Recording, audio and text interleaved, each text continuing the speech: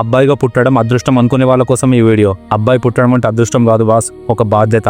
ఆ బాధ్యత ఏంటో అబ్బాయికి మాత్రమే తెలుసు. ఈ ప్రపంచంలో ఒక మగాడు పుట్టాడు అంటే తనకున్న పాత కర్మలన్నీ తీర్చుకోవడానికే ఈ జన్మలో మగాడిగా పుట్టాడు. ఒక అబ్బాయి ముందుగా తన గురించి కాదు, వాళ్ళ అమ్మ నాన్న గురించి ఆలోచించడం నేర్చుకుంటాడు. తనకు 1000 కళలున్నా సరే కొన్నిసార్లు వాటిని పక్కన పెట్టి ఇంటి బాధ్యతను ముందు తీసుకుంటాడు. తన బాధను చెప్పుకుంటే నువ్వు మగాడివి కదా అని అంటారు. అందుకే చాలా మంది అబ్బాయిలు ఏడుకునే మర్చిపోతారు. ప్రాణంగా ప్రేమిస్తాడు కానీ కొన్నిసార్లు తనకిష్టమైన వాళ్ళను కూడా కోల్పోతాడు. కానీ ముందుకు నడవడం మాత్రం ఆపడు. జీతం వచ్చిన రోజు ముందు తన కోసం షాపింగ్ చేయడు. ఇంట్లోకి ఏం కావాలి అనేది మొదటి ఆలోచన. నాన్న వయసు పెరుగుతున్న కొద్దీ తన భుజాల మీద బాధ్యత కూడా పెరుగుతుంది. ఇది మాత్రం అందరూ కనెక్ట్ అవుతారు.